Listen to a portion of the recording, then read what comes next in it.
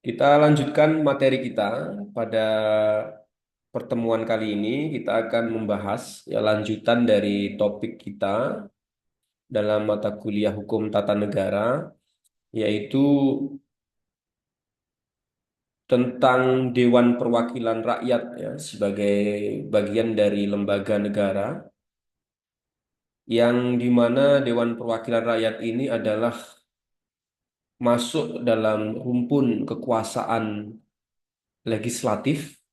Lalu kita akan coba bagaimana kita diskusikan bersama-sama apa saja kewenangan Dewan Perwakilan Rakyat ini, tetapi sebelum masuk kepada fungsi, kewenangan, dan hak DPR, kita perlu tahu juga bagaimana tata cara pengisian ya, lembaga negara Dewan Perwakilan Rakyat ini. Jadi bagaimana bisa menjadi anggota DPR, yang dalam hal ini tentu DPR ini sebagai representasi ya, dari keterwakilan rakyat sebagai pemilik kedaulatan dalam sistem demokrasi. Jadi demokrasi itu memang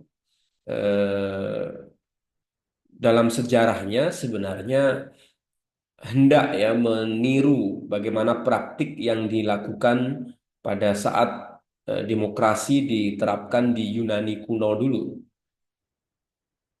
Namun kemudian karena perkembangan zaman, tentu sistem demokrasi itu tidak bisa diterapkan sebagaimana apa yang diterapkan di dalam masa Yunani itu ya. Demokrasi di masa Yunani menerapkan sistem demokrasi langsung. Jadi semua rakyat, warga negara bisa kemudian membahas satu persoalan secara bersama-sama dan diputuskan bersama-sama. Termasuk juga dalam kemudian menentukan siapa-siapa yang akan duduk dalam satu jabatan-jabatan kekuasaan di pemerintahan mereka. Pada masa Yunani bisa membahas itu secara bersama-sama dan diputuskan secara bersama-sama. Karena memang pada saat itu jumlah eh, warga negaranya juga belum banyak, termasuk jumlah wilayahnya tidak terlalu luas. Tetapi seiring berkembangnya zaman ya, semakin modern ini, kita tahu jumlah warga negara juga semakin banyak. Luas wilayah satu negara itu juga sangat luas sekali. Kita ambil contoh lah Indonesia gitu ya.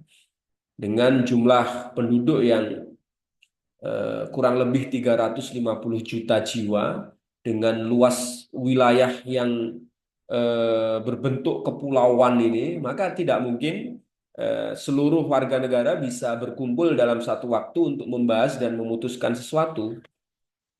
Maka dalam era perkembangannya, demokrasi modern tidak lagi menerapkan demokrasi langsung, tapi menerapkan sistem demokrasi keterwakilan atau representatif democracy. Demokrasi representatif ini kemudian, maka dalam pelaksanaan kedaulatan rakyat sebagai pemilik kekuasaan tertinggi, rakyat harus memilih ya, wakil-wakilnya yang nanti akan duduk di dalam lembaga keterwakilan yang merepresentasikan rakyat banyak itu, di mana mereka yang terpilih akan ya, memiliki tugas dan wewenang atau fungsi juga sebagai instrumen kedaulatan rakyat untuk mewakili seluruh rakyat di dalam kekuasaan yang disebut sebagai lembaga legislatif itu.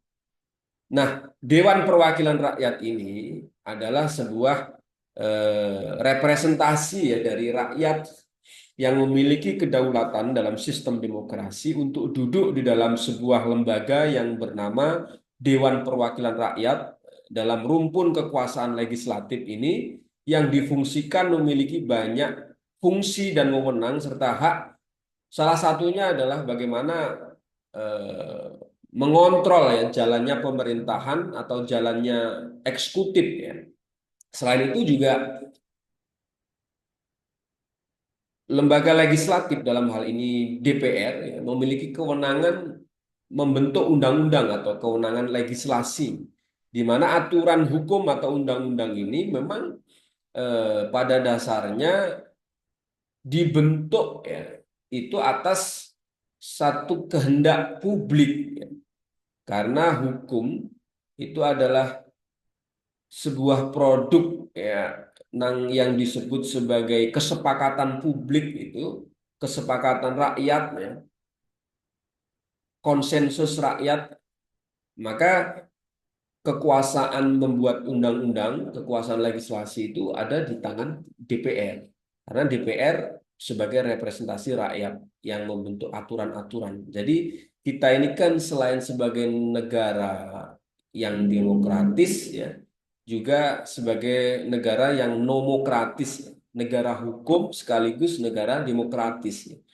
Jadi hukum dijadikan sebagai acuan dasar dalam pelaksanaan sistem bernegara kita yang kita pilih sebagai sistem demokrasi itu agar kemudian dalam melaksanakan dan mengelola negara ini harus sejalan dengan apa yang dikehendaki oleh rakyat gitu ya sebagai pemilik kedaulatan ini yang diwakilkan kepada sebuah lembaga yang bernama Dewan Perwakilan Rakyat yang kemudian salah satu kewenangannya adalah membentuk undang-undang yang digunakan sebagai dasar penyelenggaraan negara. Nah, Dewan Perwakilan Rakyat atau kita sebut sebagai DPR itu dipilih melalui pemilihan umum ya. Ini berdasarkan pasal 19 ayat 1 Undang-Undang Dasar 45 bahwa anggota DPR dipilih melalui pemilihan umum ya secara langsung. Nah, sistem pemilu DPR ya, itu saat ini yang kita terapkan di dalam sistem pemilu kita adalah sistem proporsional. Dalam hal ini sistem proporsional terbuka murni atau open list. Peserta pemilu DPR itu adalah partai politik ya. Jadi partai politik di sini berperan penting ya dalam pilar negara demokrasi untuk pemilu DPR, calon anggota DPR ini tidak bisa maju melalui jalur perorangan, melainkan harus diusung oleh partai politik. Oleh karena di dalam konstitusi kita diatur bahwa peserta pemilu untuk pemilu DPR itu adalah partai politik itu. Maka untuk bisa mencalonkan diri sebagai anggota DPR itu harus diusung oleh partai politik. Partai politik ya di dalam perannya pada penyelenggaraan pemilu DPR, dia memiliki fungsi untuk merekrut ya, calon-calon anggota DPR.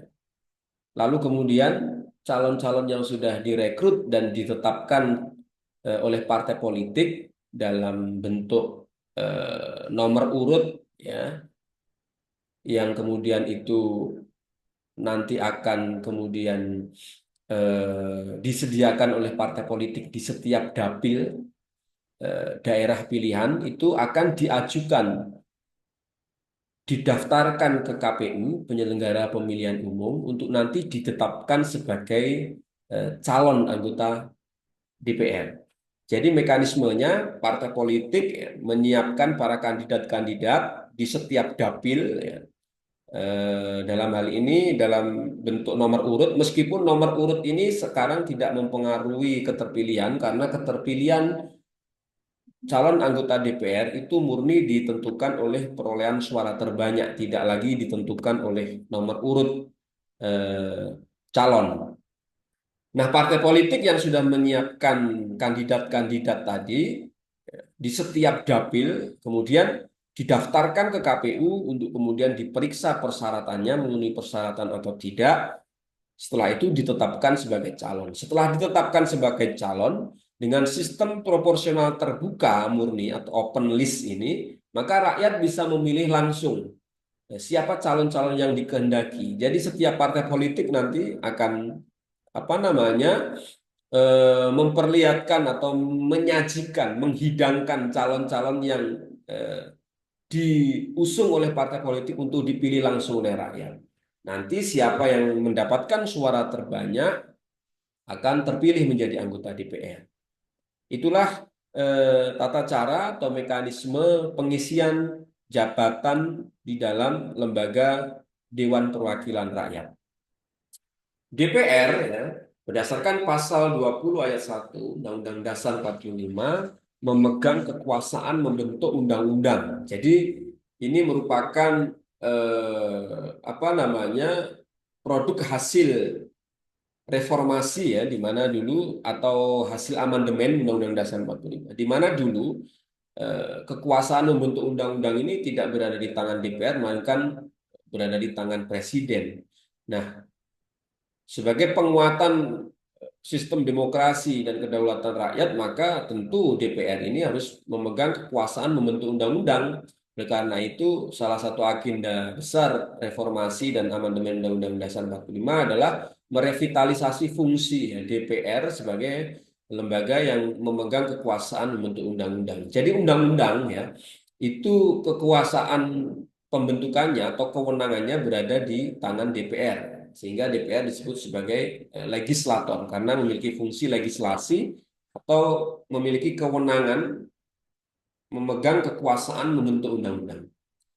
Nah, meskipun DPR memiliki kekuasaan membentuk undang-undang, tapi perlu kita tahu bahwa rancangan undang-undang itu bisa diusulkan oleh DPR, bisa diusulkan oleh DPD, bisa diusulkan oleh Presiden. Jadi kekuasaan membentuk undang-undang itu benar berada di tangan DPR, tetapi rancangan undang-undang ini bisa diusulkan DPR itu sendiri, DPD, maupun Presiden sebagai manifestasi dari pemerintah atau eksekutif. Nah, rancangan undang-undang ini pun ya, harus dibahas bersama-sama antara DPR dengan pemerintah, Presiden, dibahas bersama-sama serta harus disepakati oleh DPR dan Presiden. Kalau tidak disepakati, maka rancangan undang-undang ini tidak bisa disahkan menjadi undang-undang. Jadi ini harus paham, meskipun DPR memiliki kekuasaan membentuk undang-undang, tidak serta-merta DPR itu bisa membuat undang-undang sendiri. Jadi harus dibahas bersama dengan Presiden atau pemerintah dan harus disepakati bersama. Itu yang tentu hal yang sifatnya mendasar yang harus kita pahami. Tetapi kekuasaan untuk undang-undang itu ada di tangan DPR ya. Kekuasaan DPR ini selain membentuk undang-undang juga memiliki fungsi, wewenang dan hak yang antara lain adalah sebagai berikut yang bisa kita lihat di dalam gambar yang saya share ini. Yang pertama adalah tadi yang sudah saya jelaskan memiliki fungsi legislasi, sudah ya. Kedua, fungsi yang kedua adalah fungsi anggaran dan yang ketiga adalah fungsi pengawasan.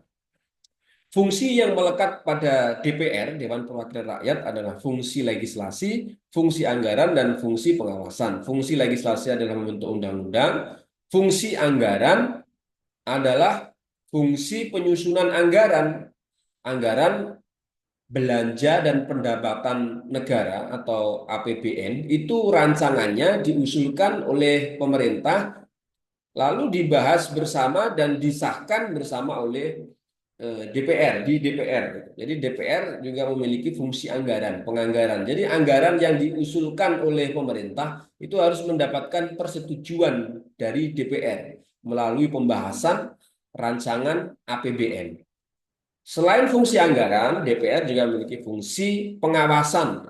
Pengawasan ini DPR memfungsikan dirinya sebagai pengawas, mengawasi kinerja pemerintah karena pemerintah itu kan menjalankan undang-undang dalam penyelenggaraan negara. Sementara DPR memiliki fungsi mengawasi apakah pemerintah dalam menjalankan pemerintahan itu sesuai dengan aturan hukum atau undang-undang atau tidak. Makanya ini sebagai penguatan fungsi check and balance atau fungsi saling kontrol terhadap lembaga negara.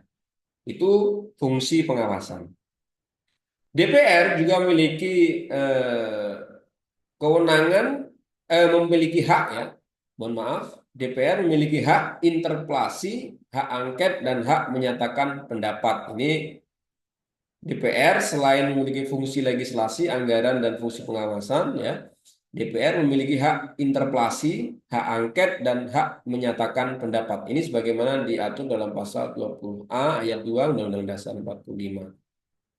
Yang ketiga, DPR memiliki kewenangan untuk mengajukan usul pemberhentian presiden dan atau wakil presiden di tengah masa jabatan karena dianggap melakukan pelanggaran hukum dan lain sebagainya. Jadi, sebagai bentuk penguatan sistem presidensil pasca amandemen atau pasca reformasi itu, presiden dipilih langsung oleh rakyat, sekaligus juga presiden bisa diberhentikan di tengah masa jabatannya harus melalui mekanisme hukum di Mahkamah Konstitusi yang diajukan usulannya pemberhentiannya itu oleh DPR. Jadi DPR ketika menduga ada pelanggaran yang dilakukan oleh presiden, maka presiden bisa mengajukan usul pemberhentian itu ke Mahkamah Konstitusi. Jadi harus diperiksa dahulu apa dugaan pelanggaran yang dilakukan presiden, akan disidangkan di Mahkamah Konstitusi. Ketika betul nanti presiden melakukan pelanggaran dan terbukti berdasarkan putusan Mahkamah Konstitusi, putusan MK itu akan diberikan DPR dan akan dibawa ke MPR untuk sebagai dasar memberhentikan presiden di tengah masa jabatannya. Lalu selanjutnya DPR memiliki fungsi kewenangan, ya, hak persetujuan dalam menyatakan perang, membuat perdamaian dan perjanjian. Presiden itu kan memiliki hak untuk menyatakan perang. Nah, pernyataan perang itu harus disetujui oleh DPR. Jadi DPR memberikan persetujuan termasuk membuat perdamaian dan perjanjian-perjanjian internasional. Termasuk juga dalam menyatakan darurat ya, menyatakan presiden berwenang menyatakan darurat militer atau darurat sipil itu juga harus mendapatkan persetujuan dari DPR. Nah, ini bisa kita lihat di kasus yang misalkan yang terjadi di Korea Selatan akhir-akhir ini. Jadi Presiden Korea Selatan menyatakan darurat militer, lalu kemudian parlemen menyatakan tidak setuju ya terhadap darurat militer yang dikeluarkan oleh Presiden Korea Selatan. Ini menarik untuk dikaji ya, seperti apa dinamika Korea Selatan saat ini yang kemudian berujung Presiden Korea Selatan hari ini mau dimakzulkan atau diberhentikan di tengah masa jabatannya dan parlemen sudah sepakat saat ini sedang diproses di Mahkamah Konstitusi Korea Selatan. Nah, ini kita bisa melihat perkembangannya seperti apa. Korea Selatan ini termasuk negara yang paling sering ya presidennya itu dimakzulkan atau di impeachment. Terakhir di presiden tahun 2016, presiden cewek ya itu diberhentikan, dimakzulkan oleh DPR melalui proses di Mahkamah Konstitusi. Selanjutnya, DPR memberi pertimbangan kepada Presiden dalam menerima penempatan duta negara lain. Jadi kalau ada kedutaan-kedutaan negara lain, ketika Presiden menerima kedutaan-kedutaan mana yang ditempatkan di Indonesia, termasuk yang ada di luar negeri, itu harus mendapatkan pertimbangan ya, memberikan pertimbangan. Jadi bukan persetujuan, jadi memberikan pertimbangan kepada Presiden dalam menerima penempatan duta negara lain. Selanjutnya adalah DPR memberi pertimbangan kepada Presiden dalam memberikan amnesti, ya, ampunan, dan abolisi terhadap narapidana. Ini jadi DPR memberikan pertimbangan kepada Presiden dan dalam pemberian amnesti dan abolisi. Selanjutnya DPR memberi persetujuan atas Perpu ya. Jadi dalam situasi darurat, dalam situasi tidak normal, baik itu darurat militer maupun darurat sipil, Presiden diberikan kewenangan untuk membentuk Perpu, peraturan pemerintah pengganti undang-undang, yang ini kedudukannya setara dengan undang-undang. Perpu ini dibuat oleh presiden dalam situasi genting karena tidak mungkin harus membuat undang-undang dalam situasi yang genting karena tentu membuat undang-undang membutuhkan proses dan waktu yang sangat panjang sehingga presiden diberikan kewenangan membentuk perpu. Tapi perpu ini masa berlakunya terbatas ya. Satu kali masa sidang ketika masuk masa sidang DPR, maka DPR harus membahas dan memberikan persetujuan atau penolakan. Kalau disetujui, maka perpu itu akan ditetapkan menjadi undang-undang. Kalau ditolak, maka perpu itu tidak akan berlaku lagi. Contohnya misalkan perpu COVID kemarin ya dalam situasi darurat COVID dan seterusnya. Situasi darurat itu bisa saja dimaknai darurat sipil, darurat militer, dan darurat kekosongan hukum. Artinya ada situasi yang memang terjadi vacuum of norm atau kekosongan hukum yang kemudian mengharuskan presiden itu segera membuat aturan dalam bentuk perpu. Tetapi perpu lagi-lagi masa berlakunya terbatas ya, dan itu nanti harus mendapatkan persetujuan DPR di masa sidang berikutnya. Kalau perpu itu disetujui maka akan menjadi undang-undang, kalau tidak disetujui maka perpu itu tidak akan berlaku lagi. Selanjutnya DPR membahas dan memberikan persetujuan atas RAPBN yang diajukan oleh Presiden. Jadi ini sebagai fungsi anggaran tadi ya. DPR akan membahas dan menyetujui atau tidak RAPBN yang diajukan oleh Presiden. Nanti akan dibahas bersama dalam pembahasan RAPBN tiap setahun sekali ya. Selanjutnya adalah pemilihan anggota BPK Badan Pemeriksa Keuangan dengan memperhatikan pertimbangan DPD. Terus persetujuan calon hakim agung yang diusulkan oleh KY. Jadi DPR memiliki fungsi untuk menyetujui usulan Komisi Yudisial terhadap calon hakim agung yang diseleksi oleh KY dan diusulkan oleh KY. Selanjutnya adalah persetujuan pengangkatan dan pemberhentian anggota KY, Komisi Yudisial. Jadi ini butuh persetujuan dan pengangkatan serta pemberhentiannya oleh DPR. Yang terakhir adalah pengajuan 3 calon anggota Hakim Konstitusi. Ya.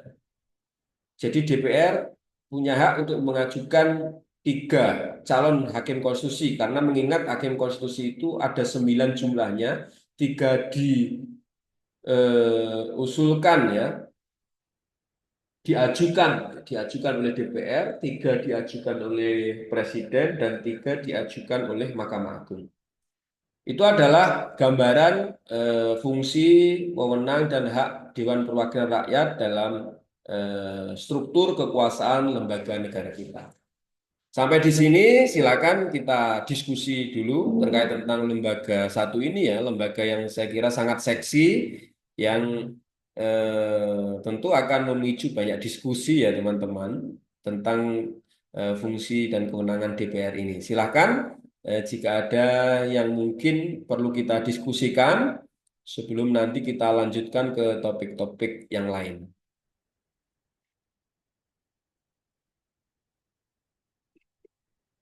Ada yang ingin ditanyakan? Absensinya ini ya di grup dengan melampirkan screenshot ya hari ini.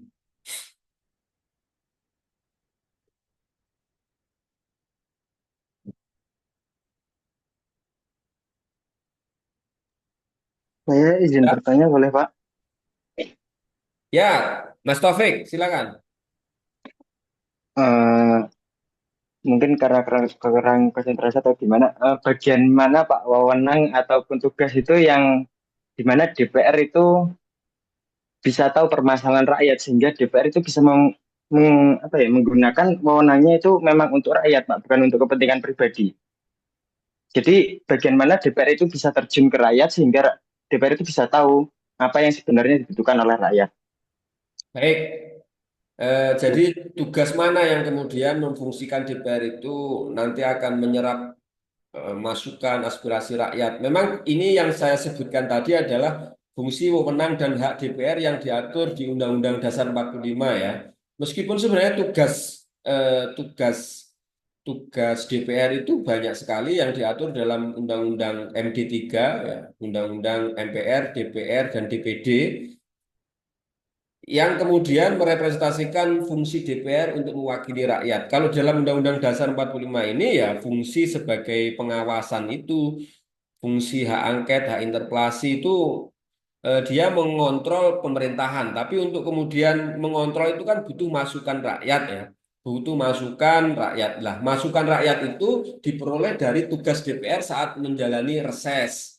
Reses itu diatur di Undang-Undang MD3 ya. Jadi tugas tugas DPR itu menyerap aspirasi rakyat melalui reses, kemudian kunjungan ke dapil, ya, daerah pilihan itu masa-masa reses itu digunakan DPR untuk menyerap aspirasi konstituen atau rakyat pemilihnya di dapilnya masing-masing ya gitu. Masalahnya apakah benar reses ini dilaksanakan dengan baik atau tidak untuk menyerap aspirasi atau problem yang dihadapi oleh rakyat untuk kemudian nanti diusulkan atau disampaikan kepada pemerintah. Jadi eh, tugas DPR yang kemudian memiliki fungsi merepresentasikan rakyat, ya fungsi reses itu ya, mengunjungi pemilih konstituen ke dapil untuk menyerap aspirasi rakyat.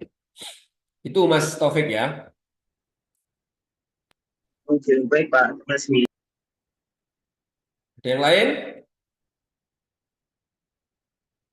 Juliano mana ini yang biasanya tanya? Nggak ada orangnya.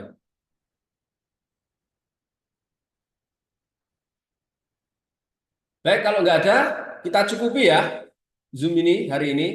Kita lanjutkan minggu depan. Silakan absen dengan screenshot ya dan dikasih nama dan NIM di grup WhatsApp. Sementara itu saya ada kurang lebihnya mohon maaf. Assalamualaikum warahmatullahi wabarakatuh. Waalaikumsalam. Waalaikumsalam Waalaikumsalam warahmatullahi warahmatullahi wabarakatuh. wabarakatuh. Waalaikumsalam warahmatullahi wabarakatuh.